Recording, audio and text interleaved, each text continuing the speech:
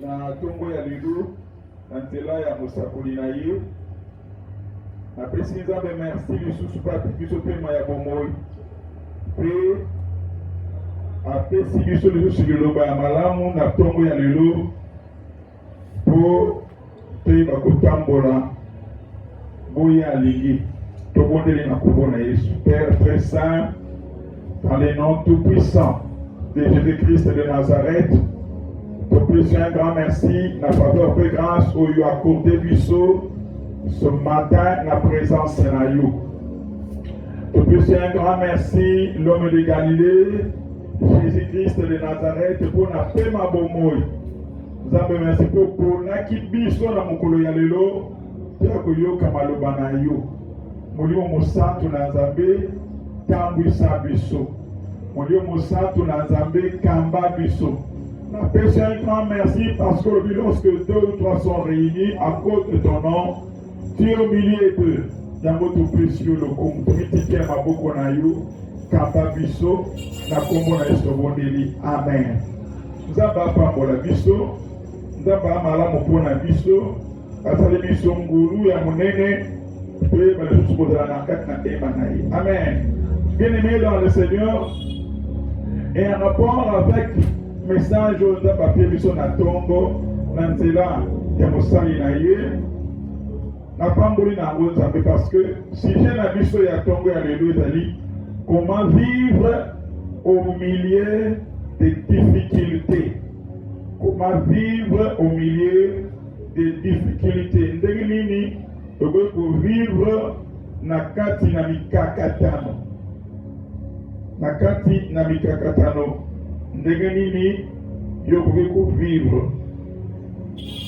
Bien aimé, ce n'est pas l'absence de difficultés qui révèle la grandeur d'un homme, mais sa capacité à rester debout lorsque tout autour de lui s'écroule. La capacité de rester debout lorsque tout s'écroule. Il faut savoir que les épreuves ne sont pas venues pour nous détruire, non, mais pour nous révéler la puissance de Dieu dans notre faiblesse. Révéler la puissance de Dieu dans notre faiblesse. Tant que nous sommes sur cette terre des hommes, les difficultés sont inévitables. Inévitable difficulté, inévitable. Quand on a ces amours, et qu'on s'en toujours. Mais moi, en Zambé, ma difficulté, et sa destination n'a été même passage pour que Zambé a manifesté gloire. Un passage pour que nous avons mis le monde sur la carte de Moïse. Alléluia. Bien-aimés dans le Seigneur. 2 Timothée chapitre 3, verset 12 à 14. Le bien sûr, le moment où Paul a soulevé la monnaie à Molimo. Alors, tous ceux qui veulent vivre pieusement en Christ Jésus seront persécutés. Mais les hommes méchants et les imposteurs avanceront toujours plus dans les mal. Égarant les autres et égarer eux-mêmes. Toi, demeure dans les choses que tu as apprises et reconnu certaines, sachant de lui, de qui tu les as apprises, de ton enfance. Tu connais les saintes lettres qui peuvent te rendre sage à salut par la foi en Christ Jésus. Amen. Amen, amen. Bien-aimé, Paul na prison. Et puis que tant on a été sous ma cassité, tant on a sous mingité, avec bisa moi naye, ya moli mon pasteur Timothée, avec la coco expliquer que lobi yemba yango batol ngozala na kotambola na sembo, kotambola na ntela koluka na zala amala muna Nzambe, ya koluka ko respecter Nzambe, alors bien ko biba kozala persécuté. Dans la difficulté, on a établi pour à cela qui m'a fait. Non, dans la persécuté à cause de leur foi. malobina apesi consciemment le yo tikala fidèle. Demeure fidèle dans les choses que tu as apprises. C'est-à-dire quoi? Même lorsque ton son mort va de mon âme. Et ma camarade, et ça, ami, au moins, ça, dans la prison, au lac Sayo, dans la bateau, au ça, dans ma lame, bateau avancé, bateau à ma part, bateau bas, bateau haut, bateau à bien, mais ils ont pas ensemble dans solo, ou dans persécuté à Osakanati. Et Paul, à la question de sauter, la difficulté, ça, réalité, la vie, enfant de Dieu, nyos. Mais à la question de Timothée, on est que le prix à payer en tant qu'enfant de Dieu, c'est de rester fidèle. Alléluia. De rester fidèle. Et puis, lorsque nous examinons, Baka, et ma serviteur et servant de Dieu, qui a la Bible, donc on a des mots qui exemptés par problème, par difficulté. Et tout le monde, grand ou petit, avec la difficulté. Actes des apôtres, chapitre 12, verset 22, fortifiant l'esprit des disciples, les exhortant à persévérer dans la foi, et disant que c'est par beaucoup de tribulations qu'ils nous font entrer dans le royaume de Dieu. C'est par beaucoup de difficultés. Donc, par problème, par difficulté, c'est l'eau. Il y a Bisha Mokona Mokoro. Parce que Konanga, Okomona Moutimosus, Azamwana Azam. Donc, d'une manière générale, Moutumokota Mokabaka a la difficulté, c'est pas problème. Non. Attends, ba million, ba milliard, mais c'est l'eau Mokoka, tout qui ça y est, parce qu'on est bien. Ah, ça bien à tout, mais ça a été ce problème dans Yobi. Il y a tout le monde a un bien aimé.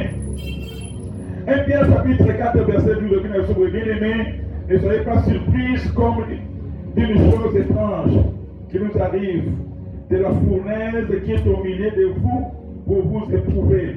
Bien aimé, Pierre a trouvé la mission au Pélissus. Et c'est là où on camp, on dit, dans la bonne de la rentante.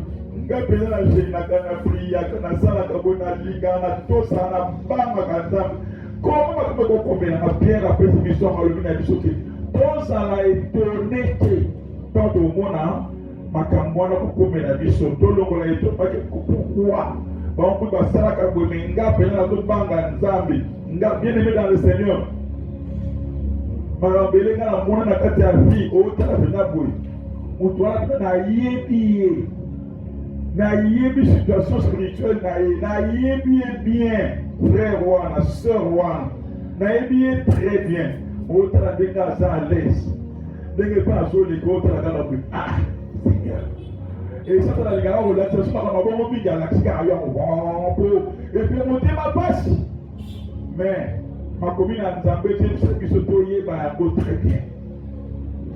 Alléluia.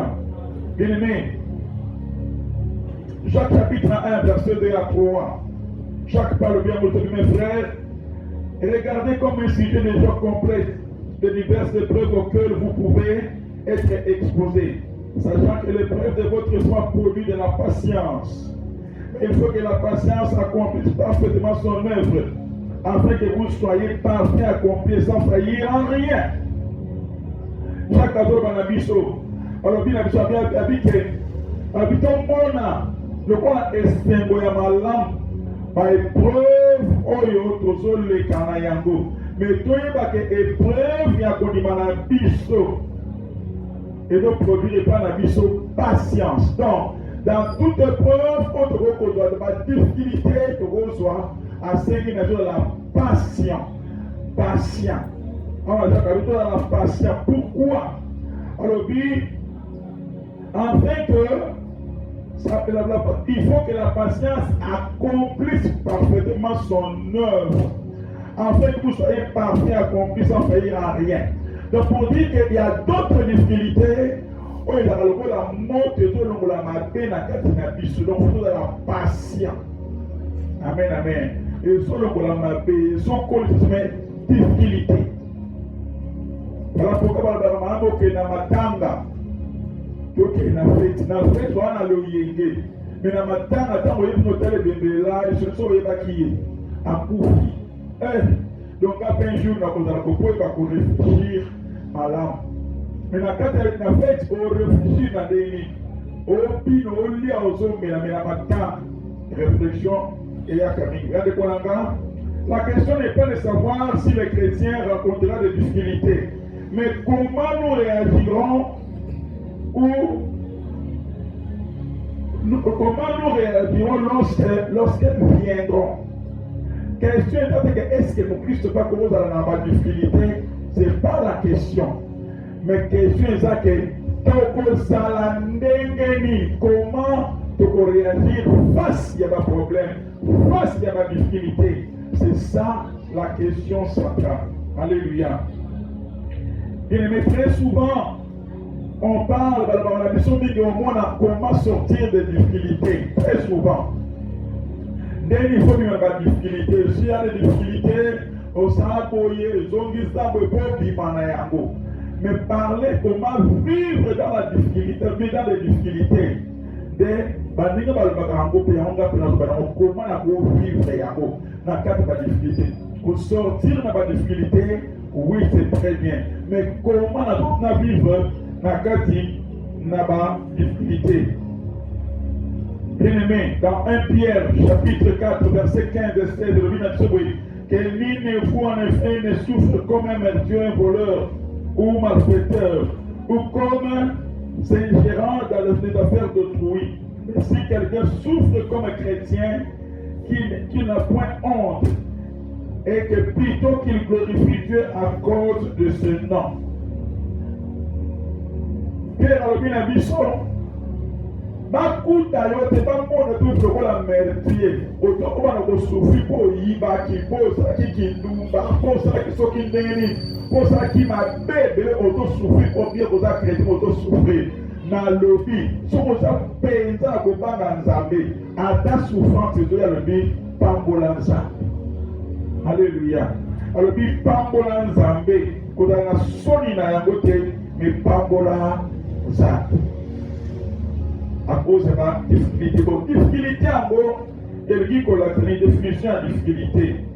Difficulté dans la situation, il n'y a pas compliqué, éprouvante. Et donc, on a obstacle, on peut surmonter, on peut surmonter. Na lingi likabu somo likabango estele belingai. Na lingi problème est dans la boue, mais il y a un simbate. Ce que vous avez dans votre difficulté, bien aimé, elle peut affecter votre physique, votre morale, elle peut affecter votre spiritualité, votre famille, votre finance ou votre profession. Elle peut affecter, et affecter la vie spirituelle, et affecter même la foi dans la cause de la difficulté, et affecter tellement affecter, alors. Donc, c'est quelque chose de comprendre en droit.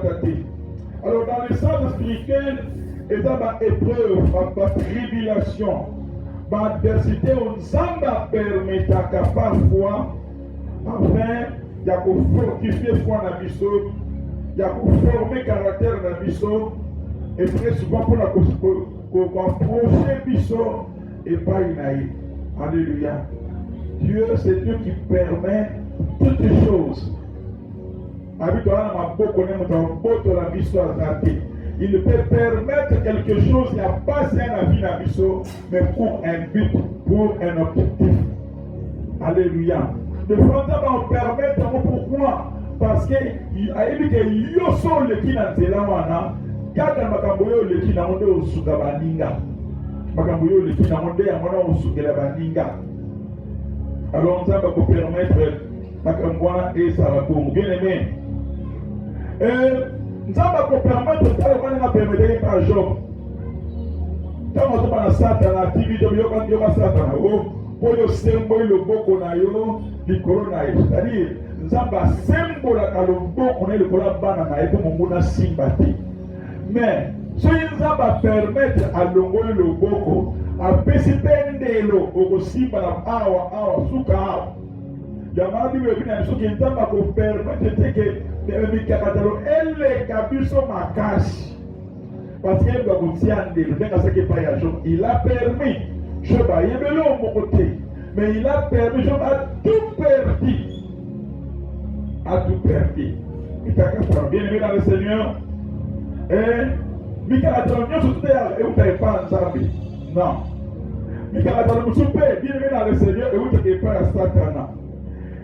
Ezala mikakatalo mosusu mpe nabi abike eye mpo nzambe alingi yango. Tout le temps dans Jean chapitre 9 verset 1 à 2, le dit, Jésus vit en passant un homme aveugle de naissance. Ses disciples lui posent cette question, Rabbi, qui a péché, cet homme ou ses parents, pour qu'il soit aveugle? Jésus répondit, ce n'est pas que lui ou ses parents aient péché, mais afin que les œuvres de Dieu soient manifestées en lui. Dieu permet des choses avec de naissance. Il y a ça qui dit. Il y a pas de disciples, pas parents naïe. Ne pas cela qui m'a bien comme pas à bana. Non. Alors bien attendu ça bien ba moi bité. Et ça pour Zambé à mimonisa. La carte de Moïna. Alléluia. Bien aimé. Il y a des problèmes et des difficultés. Oyebi mutuna makolote, oyebi padena suka na yangote. Obondeli et yo talaka kayo bien aimé dans le Seigneur. Na golobango na semaine fumula na porte moko ko se décourager. Continuez. Alléluia. Pourquoi bien aimé? J'ai compris que Nzamba répondra à la deuxième réponse à la deuxième. Il y a besoin de oui, je le fais. Abinayo, oui, je le fais. Donc, moi, dans mon pas, il y a des coups. Donc, dans ma vie, il y a des gens qui sont même quand vous avez dit, n'a pas de cas, pas vous avez pas de on a l'émotion. Ça va le dire, oui, je le fais.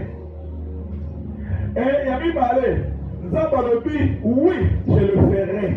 Donc, c'est quoi le Seigneur dans la patience? Alors, je le ferai dans le salaire. Et c'est qu'il a une patience. Pour ça, il y a déjà pour ça. Alors, il y a pour ça. Il y a mis ça. La réponse est ensemble. Non. Alléluia. C'est ce que j'ai compris. Mais pourtant, chapitre 14, verset 13 à 14, je dis, et tout ce que vous demanderez à mon nom, je le ferai, afin que le Père soit glorifié dans le Fils. Si vous demandez quelque chose à mon nom, je le ferai. Alors, au 5 dans le salle, au 5 dans le salle. Mais dans l'émission, il y a un 5 dans le vie. Non. Alléluia. Total Paul. Dans 2 Corinthiens chapitre 12, 7 à 8. Et pour que je ne sois pas en fait d'orgueil à cause de l'excellence de ces révélations, il m'a été mis une écharpe dans la chair, un ange de Satan pour me souffleter et m'empêcher de m'enorgueillir, un ange de Satan pour que n'a s'enorgueillir resté. Dans ma révélation, ça va passer à Kingai. Dans ma cambo, ça va passer à Kingai. Dans ma apécie, ça va téléviser mon boko. N'a renforcer les cambos. N'a évangile, n'a ça ma cambo payé. Et pour nous, dans le lendoté, je vous dis que les gars qui ont dit que les sont très bien. Et le dit qu'il m'a été mis une écharpe dans ma chair. Un ange de Satan. Pour un ange de Satan. Pourquoi? Pour me souffleter et m'empêcher de m'enorgueillir. Pour bien dans le lendoté. Et empêcher dans le lend. Alors, on va dire écharpe d'une souffrance. Pour dans le lendoté. Alléluia. Allez, pour dans le lendoté. Avec 3 fois j'ai prié, Seigneur, de l'éloigner de moi. Il m'a dit, ma grâce te suffit, car ma puissance s'accomplit dans la faiblesse. Je glorifie donc plus volonté dans mes faiblesses, afin que la puissance de Christ se repose sur moi. 3 fois, le grand apôtre, c'est quoi?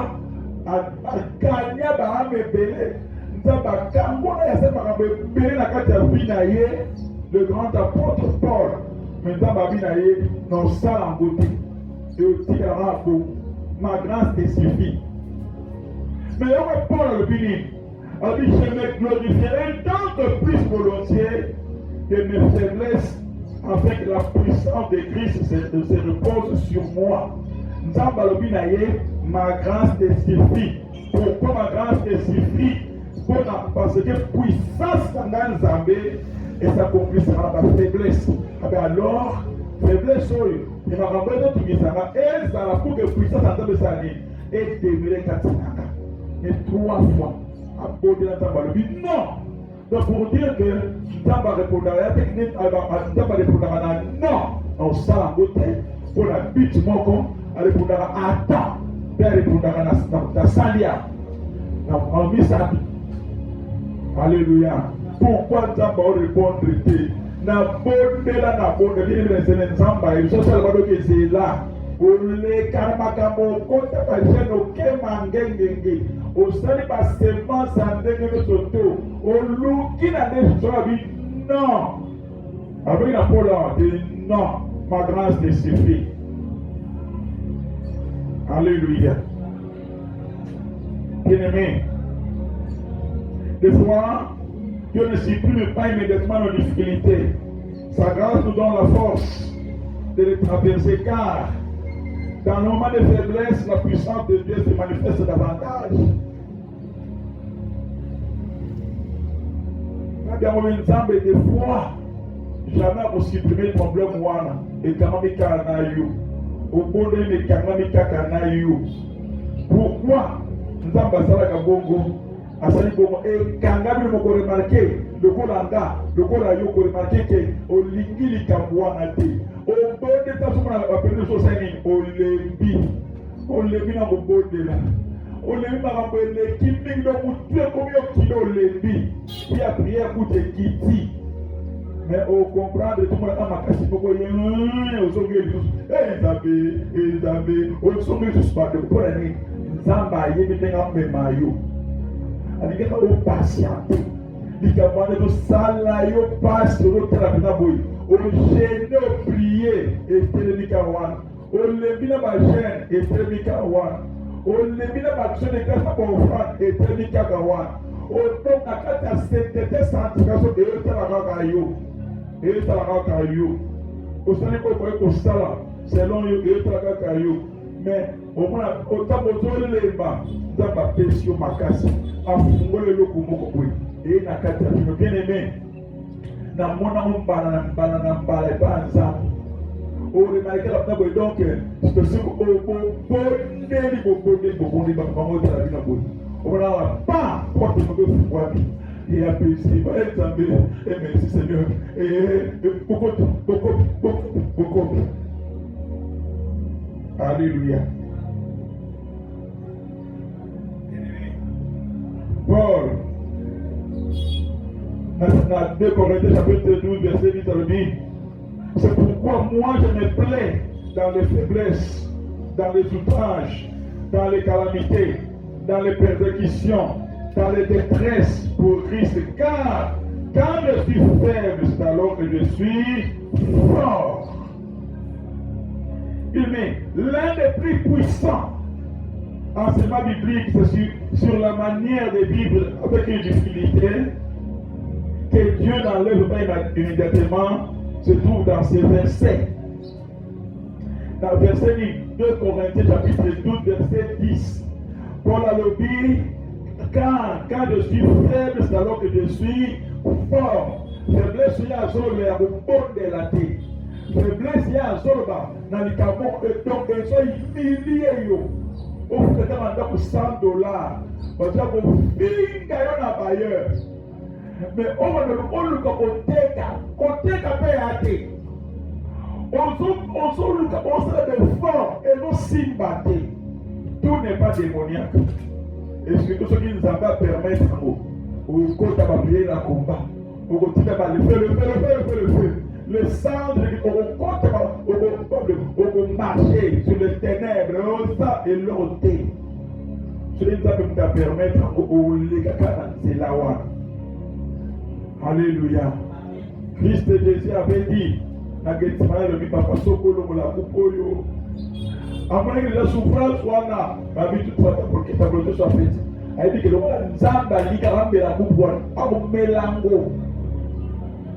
Si nzamba be kolekela wana, oleka wana. Mais bien que toute souffrance nous avait à permettre de pour la gloire et pour la bonheur na yuluba amen. Alors question na nzela wana pour la bonheur na yebi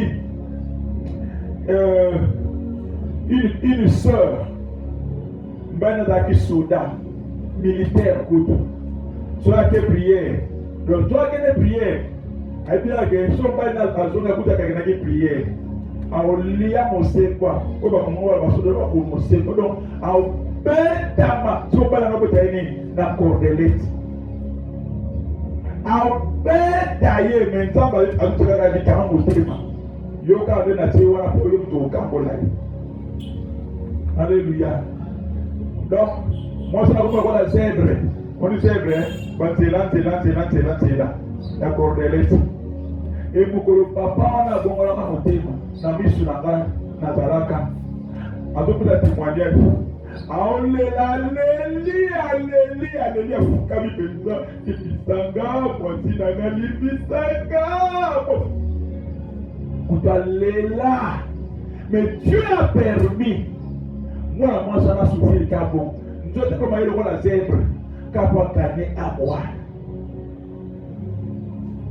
Et papa n'a bien regardé ce combo avec maman pasteur avec maman pasteur bon moi ça n'y quoi et Dieu l'a permis à nous avoir un bon pot on a dit ça et là on a papa comment ça qui a suivi papa on a aussi l'ensemble. Alléluia bien-aimés dans le Seigneur. Dans pour la lobby, dans le step, la personne dit que ce qu'elle est Kelinga Bongo, Dieu est en train de préparer quelque chose. Ce qu'il a contribué à Bordeli. Il a qu'à Bongo, n'a pas dit au Koumissanza. Mais dit que tu prépares quelque chose de bien de grand. Dans le Koumissanza, attends, et donc dans le moment de Koumissanza, il a baissé confiance. Parce que après ce combat, de comment on va y aller, après ce combat, la bénédiction de Dieu est faite. Alléluia. Bienvenue dans le Seigneur. Ma attitude, tu dois adopter. Quelles sont les attitudes adoptées lorsqu'on est dans les difficultés? On traverse des difficultés. Ma attitude, il y a qu'on adopter. Attitude à l'Ibosso, chercher Dieu dans la prière. Somme chapitre 50, verset 15. Invoque-moi au jour de la détresse, je te délivrerai et tu me glorifieras. Deuxième verset, Jérémie chapitre 33, verset 3 dit, invoque-moi et je te répondrai, je t'annoncerai des grandes choses cachées que tu ne connais pas. Mais si tu ne connais pas cette souffrance, d'où vient cette souffrance? Alors, Lukanzambe. Oye baloko liboso yeba na lukanza be Seigneur c'est quoi likambo nini nzambe likambo nini nzambe pona nini pourquoi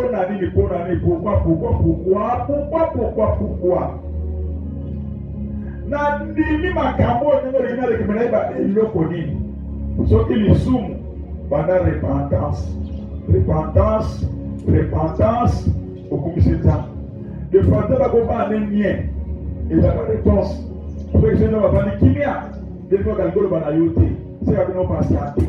Pendant qu'on tombe dans la cour. Alléluia. Bien-aimés dans le Seigneur, ce qu'on reconnaître que dans les sous, comme un bel au salaire qui descend au bout. Alors, 2 Chroniques chapitre 7, verset 14, c'est comme il y a eu. Et puis, si mon peuple secret évoquait mon nom, si mini prier, cherche ma face. s'il se détourne de ses mauvaises voies, je l'exaucerai des cieux, je lui pardonnerai son péché et je guérirai son pays. Ce n'est là il sous. Alors, Zambi, Yokama, Zambi, Limisa, na repentance. Bien-aimé, si ce n'est pas un péché, mais une situation que tu ne comprends pas, il te dit, je vais prendre toi. Pourquoi? Et où tu as? Et où tu as Pilikabou? Et où tu as Pinzamelago? Et où tu as? C'est d'abord le source. Il y a les Kabouana. Alors, ce qui est à minimum abbé, au côté de combat. Mais quand on va le combat, attention à dire que dans la séquence, examine minimum abbé de Salio Boui.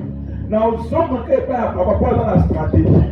Papa, si on est bien milieu mabe, na au fond de la dengue ni, na au fond de la dengue ni, peut être milieu mabe. Nous avons par le Seigneur en vidéo, pris comme ça. Pourquoi je dis cela? N'ayez que vous savez dans ça de mon corps. Agneau comme ma katiavi, agneau comme ma kasi na katiavi. Et avant de vous voir de retour dans ça. Zambe Nasrani alikapoi. Zambe Nasrani. Pourquoi problème haut? Pourquoi situation haut? Pourquoi? Et Zambe yeko la kisaïe. Qui Adalaki esclave. Donc teka kaye. Notre famille, le papa n'a pas teka kaye. Ah! Tant que mon a bon à Zobelin Zambi, si quoi on a ça là, ni, ça va bien aller, renoncer. Bon, c'est pas mal. Après, ça peut y aller, le soin à boy, na boy, esclave, na boy. Et après cela, à Zobelin son papa, n'a pas de renoncement. Si on a ça, nous avons aller, comme ça, il va nous quitter. À comme ça, nous avons quitter. Et après cela, nous avons une orientation en Zambie. Oh! Après, il y a des souffrances de si, pas vous avez dit qu'il y a un Kunaboui, n'a pas eu autant, pas vous pouvez, et n'a pas dit, et pas Kunaboui, attaquer la dame pour être Soumika. Et à son Moutouka. Et la communauté calme n'a pas servi. Donc, lorsque nous passons dans la situation, il y a des difficultés, il y a des bossos, attitude, il y a des bossos, dans le Lukanza, il y a origine, il y a problème. Amen. Bien-aimés dans le Seigneur. Et par rapport à tout ça, qu'on s'inquiétait, pourquoi?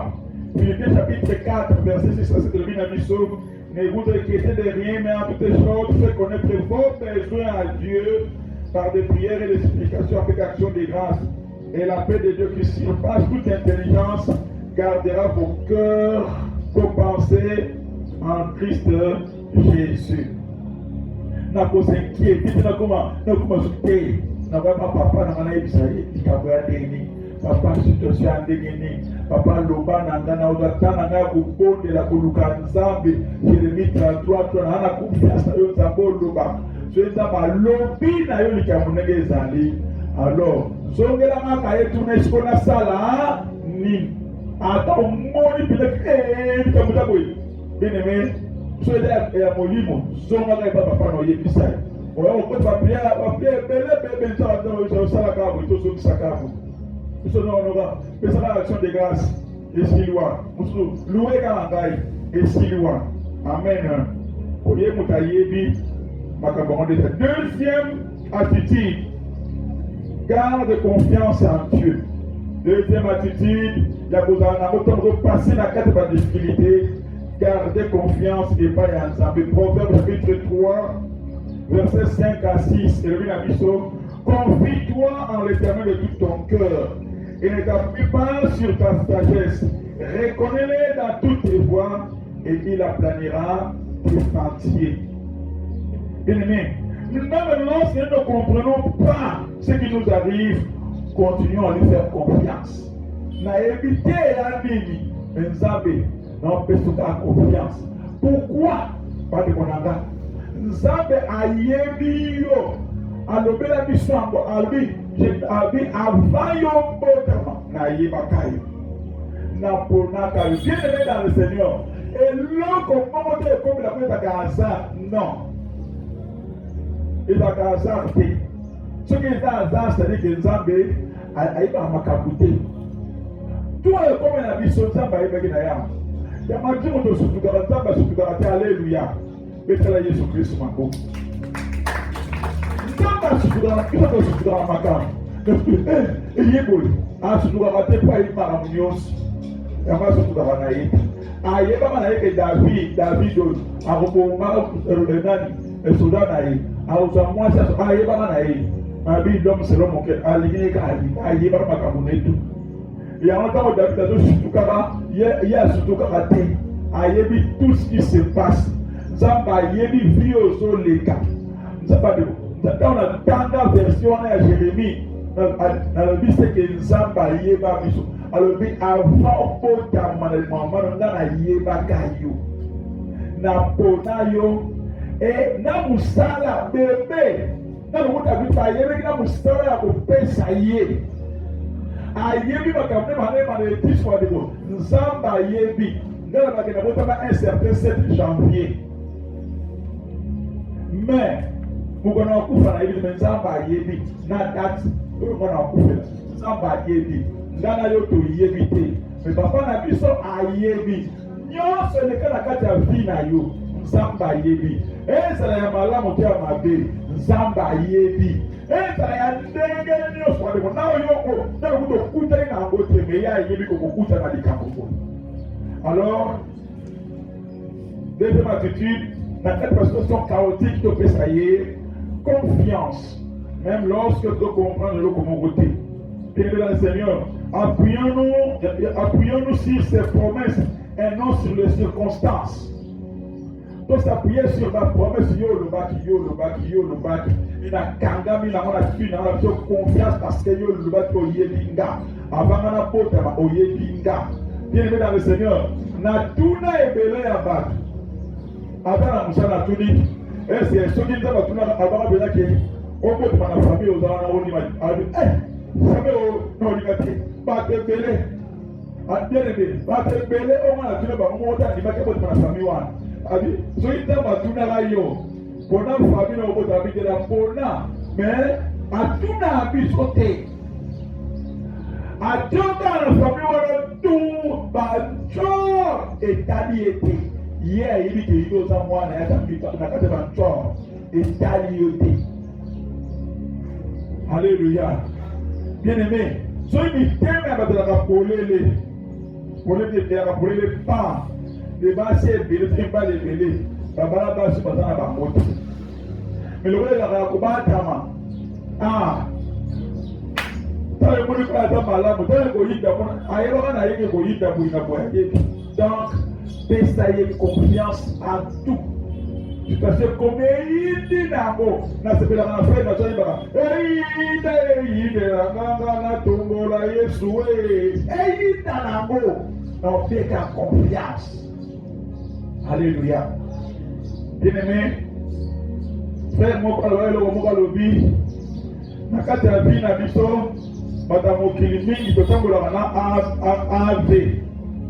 Soko sali faut pas c'est Dieu bonifera c'est il y a le bac.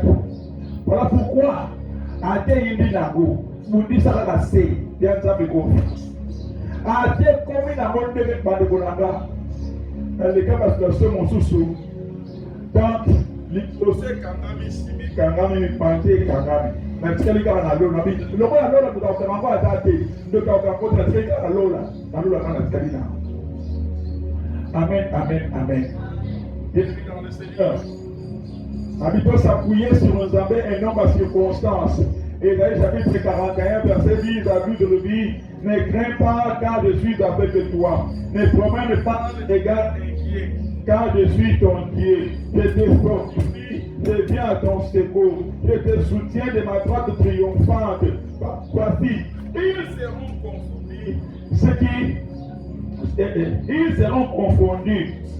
Seront couverts de honte tous ceux qui sont irrités contre toi. Confondus. Bien dans le Seigneur. Confiance en Dieu. Confiance en Dieu. Confiance en Dieu. Confiance à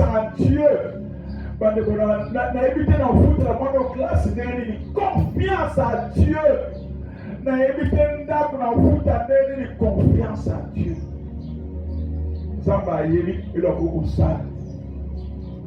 Amen, amen, amen. Donc, c'est-à-dire que deuxième attitude, avoir confiance en Dieu. Confiance n'est pas papa na you. Ça va papa na you. N'a pas cette confiance. Que situation est sous que la gaboïté. Nzamba yebi avant na boto na ndenge kusa. Nzala le bakango na bamboko na kenda te nzamba yebi na kenda mboka wa. Na makambo nyonso ngana yebi te nzamba yebi makambo wana kulikanga. Alors c'est comme linga, yes tu vas na yete, alors on a fait confiance. Parce que ayebi ko ya zosa. Na kada ko pesa tambe confiance, o bandi ko louer, o bandi ko adorer. On va dire pour exalter comme on a été dans le Seigneur. On va dire donc merci pour la situation sur la zone de Kanayango. Parce qu'ils n'ont pas battu. Parce qu'il a dit que les hommes qui se va bien pour Nanga. On va dire que les hommes qui ont bien fait Nanga. Auto fortifié qu'on est dans la bande de Nanga. On va dire que beaucoup de temps pour la Bolongo. Toi, le temps pour la zone monier. Toi, la Mawaïna passe qui a tout capacité. Mais il y a un temps pour la reconstruction. Ma bolongo est Cuba et pour la c'est ma colonaïe. Et vous devez dans confiance au Saharate. À tes oreilles dans la confiance. Donc on a parlé là, maintenant on peut s'entendre de confiance. Que ce n'est pas en vain qu'il y a la situation. Amen, amen, amen. Amen, amen, amen. Bien-aimé. Troisième attitude, persévère dans la prière même si rien ne change.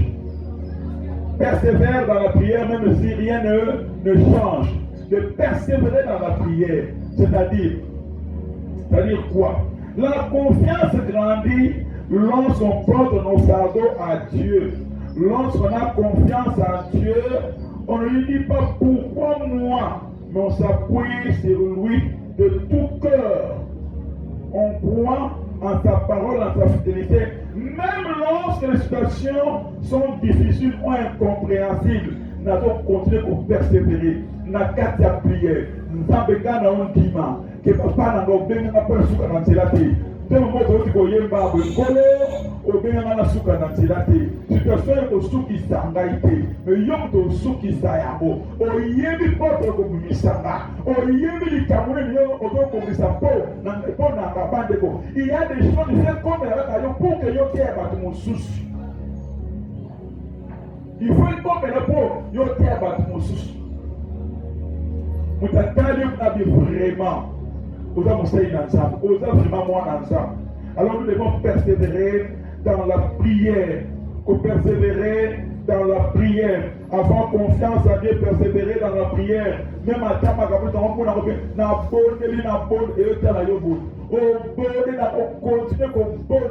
je me souviens encore bien aimé la la salle, ma prière.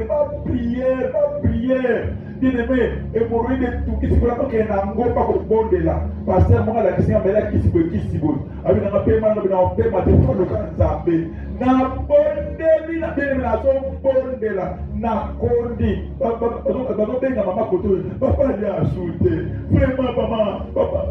Na bonne de l'île. Na lukin zambé. Nous allons comprendre mais nous sommes kendés, nous sommes bons de là, nous sommes persévérés jusqu'à ce que tu sois malade. Nous sommes en déni, nous avons fait un bon côté. Nous sommes en déni, papa a un bon côté. Nous sommes en fait un date. Nous avons fait quelqu'un qui, 2 jours après, ou 3 jours, nous avons donné $300. Ah, le secrétaire de la nation comme ça solo. Et c'est comme ça que nous sommes gâtés. Alléluia. La persévérance dans la prière. Makambomo, ils ont continué à courir. Je me souviens encore, j'avais un frère, un homme de la cigarette. Habitant dans le système de la cigarette. avec paquet de cigarette, n'a paquet de aliments, il a côté 3 jours à prière. Avec cigarette à Tiwa, paquet de Matiwa, n'a aliments, il est goyi d'or. So yo na makasi on a toyo shinanga makasi. Yo on dit là mais la reprendre abanda prier première chose. Alors dit ha mon thème est assis balance la bina aussi batté. Abanda prier donc boy à cigarette deuxième jour on suit. Non mais la yote troisième jour tant que les semaines qui n'a mis banda alimete mon biba non parce que les gens qui shawana tout bien on a alimete dans le bi deux mois c'est qui et si pour arriver là Dieu ne va pas s'arrêter yo ko le kita makasi to le kita na makasi pour pousser pas kana de la cigarette alléluia c'est bon aboy comme cigarette pour le voir foutre ça cognos aboy et tikamba de monanga likambo ambo so yida na mo il faut savoir que lokola nzambe mutaza mutene koleka yo ngana continuer ko perdre jusqu'à ce que nzamba osala na olemba kubomba de konanga so ina maneko kusoko kotelema na obode na otema na obode na boko elebi na fukama na lebi ko fukama kuna kumonde na tambola na lebi ko tambola na nguluma na lebi ko kumana bembenda kana pona koma tina suka bakina bageloko poko tina lifomo toma tina suka eu comona dile que eu puxa toma tina suka yindi ne moi ça c'est la comme kati ana zili pendant 8 mois 9 mois ha kwa que le pote de dans le kufa on est dans le kufa comme c'est pas mais ce qu'à moi na bimi qui n'a pas écouté mais pas bima n'est pas les capoeira là olukuna kwa ozokuna liwa ne ba problème bezalaka tama kuma pembeni na mutamba sala e pele su moto makasi me biso pe toko peli saka moto ko ndima nzambe na ko pondela nzambe na ko persévérer na kata prier alléluia même en pleurant na donc continuer à pondre ko bien avec confiance no peso confiance likambo ekolmelangate yo moto omelaka makambo nyonso yo nde nyoka ya Moïse oyo emela puissance nyonso aucune puissance eleki yo makasi bien aimé donc moko te kokoloko so nda bapermettre te akaseli mutakolobaka amen toki te. Et quatrième point, quatrième attitude, se souvenir des exemples bibliques. Pour se souvenir, par exemple, dans la Bible, Joseph a été vendu comme esclave avant de devenir gouverneur. Pour se souvenir de Joseph, à l'égard Canada, le Golanga, à comment vous êtes esclave, avant comme gouverneur. Job a perdu un nion sur tout. Maintenant, il a attaché dans Zambé. Je vais le dire. Ah!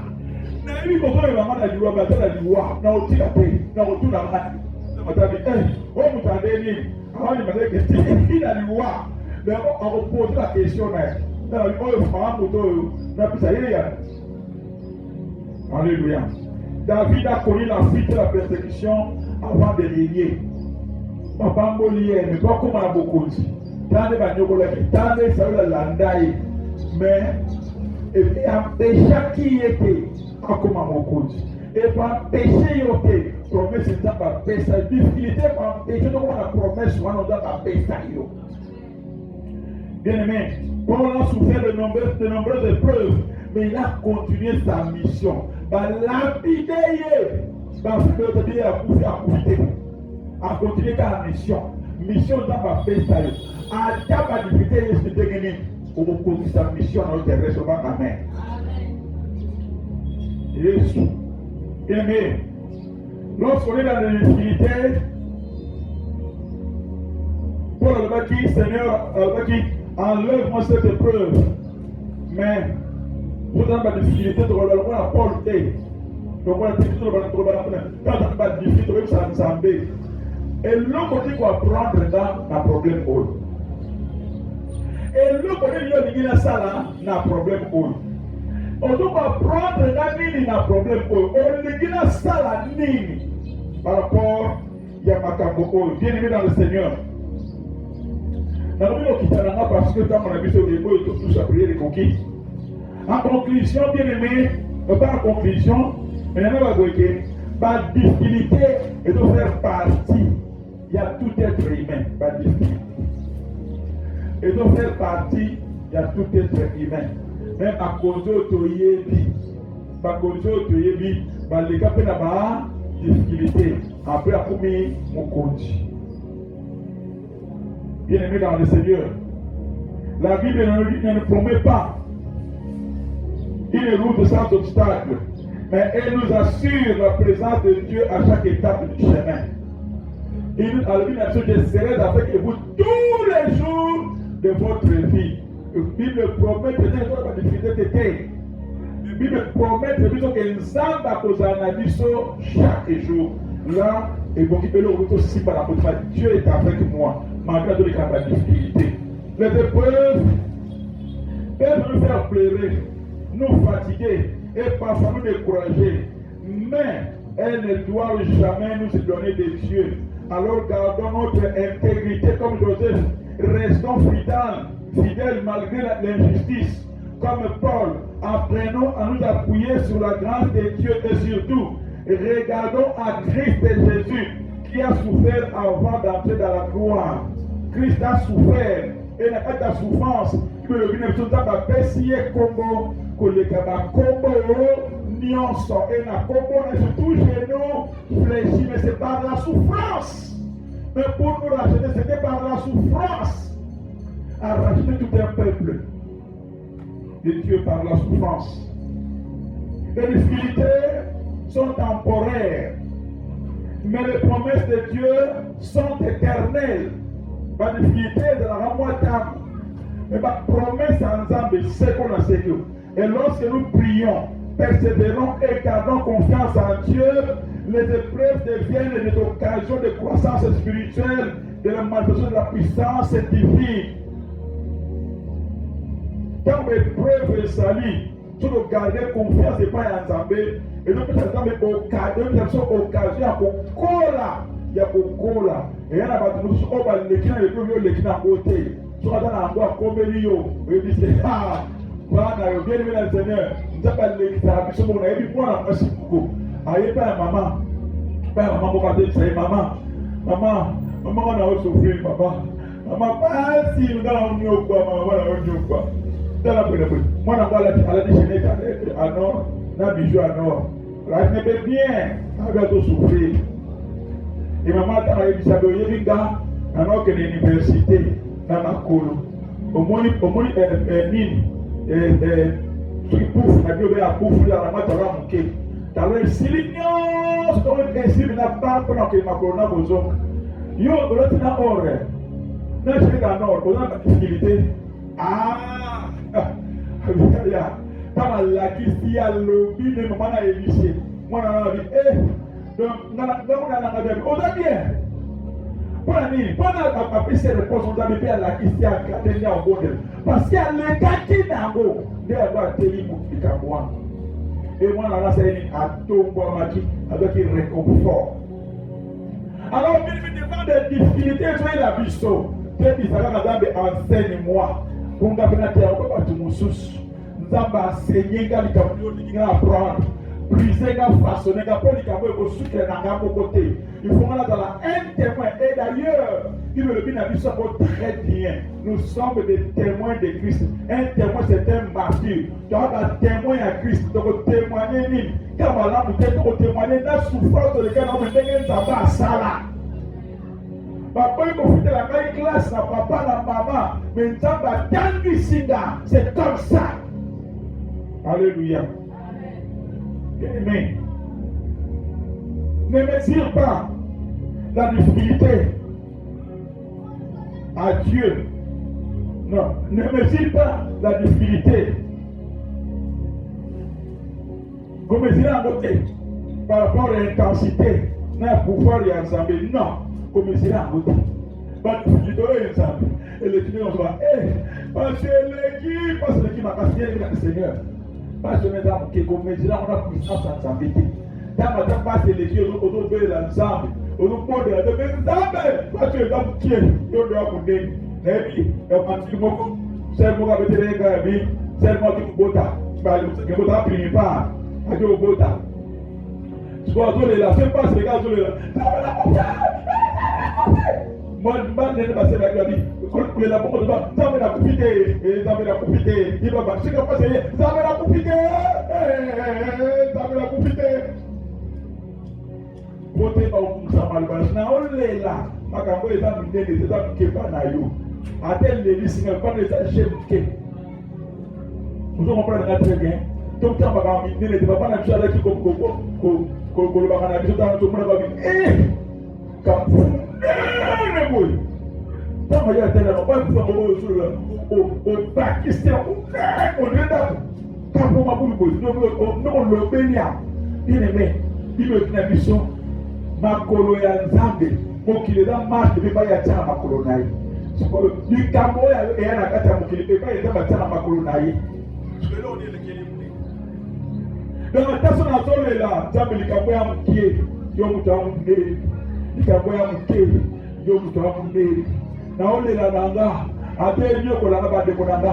Sende da nanga mkie, monsieur ko tona lokolo. Ha, e ko lokolo ba munene. Mais c'est toi, le cas pour nous, on va s'aider. Dès que tu as le col, beaucoup de temps. Merci. Mais on va manquer. Ce va le col qui a pas. On va être à Kenya. Nous avons les cambois et à la loi s'aider. Et les autres se disent ça. Et nous avons même les collègues à s'aider. On doit les cambois. Tout le monde n'a jamais les cambois. Même les collègues à ça. Mais tout le monde a des cambois. Même les collègues à Macambounion surtout. Alléluia. Alléluia. Pourquoi Romains chapitre 8, verset 21, tout concourt pour le bien de ceux qui aiment de tout. Et on concourir pour la bien à biso. Ça va permettre de comme la biso, et ça pour la bien à biso. Ça va permettre de la et pour la bien à yo. Romains chapitre 8, verset 28. Bien aimé, le but, tout concourt pour au bien de ceux qui aiment Dieu, de ceux qui sont appelés selon son dessein. Donc, ce qui est tout le cas, on va permettre en faisant des scènes à lier à Bobo. Pas de bonamba. Tout le monde est Job. Tout le monde est Job. Na Souka. Job a dit qu'on va faire télévision la vie. Non, non, le rôle est insensé. Ah, il dit qu'on va dessin. Tu vois. La souffrance, il y a Job. Maintenant, il y a des scènes et il y a volonté. Nous avons commencé à perdre tout. Maintenant, il y a le roi Moïna. Avec sa dessin, dessin à Zambé. Il va mettre à Job dans sa tanatina d'auto. Attends, si on ne pas discuter de la vie, non, avec sa dessin. Voilà pourquoi des fois, dans le monde, pendant le c'est mon travail, avec sa dessin. À sanctuer en tout, tout le monde a dit qu'il y a un bâtard, on est tout. Bien aimé, la critique pour nos frères et sœurs, quelles que soient les difficultés que vous allez traverser, ou que vous traversez aujourd'hui, ne baisse pas les bras. Continuez à prier, continuez à croire, à espérer et marcher avec Dieu, car celui qui a soutenu jusqu'à présent ne t'abandonnera jamais. Sa grâce te suffit, sa force vous portera, et en son temps, il vous donnera la victoire finale. Amen. Est-ce qu'on peut acclamer le Seigneur? Comme nous sommes devenus dans le Seigneur, nous avons dit mais la question de vivre lorsque vous volonté à s'embêter au titre de la situation. Comment de beaucoup ça là? Comment de beaucoup d'éléments? Oui, des fois nous aussi. Là, beaucoup de la PK Bongo et d'Amérique, kilo, qui vous donne des âmes. Et tant que vous connaissez Job, vous comprendre que Job, ça va gagner pour les Camerounais. Boniko, Boni. Nous avons fait des scènes là. C'est des scènes ensemble. Alors, quand on la situation, pour ça, c'est le droit de venir dans le Seigneur, alors il faut que nous ensemble. On a dit au bout de l'ensemble. Et nous avons ensemble merci pour ce qu'il a fait dans ta vie. Nous n'avons pas pour l'ensemble, nous avons la porte. Alors, nous avons ce fait là, nous avons problème, nous avons difficulté, oyo eza na vinaka pakola nini parce que grâce ya nzambe présence ya nzambe eza na kati ya vinaka aotambola na nga malgré baproblème badifficulté baboyo ayebika azotambola na ngai tobondeli na kombo na Yesu Christ. Seigneur notre Père et notre Maître, nous te sommes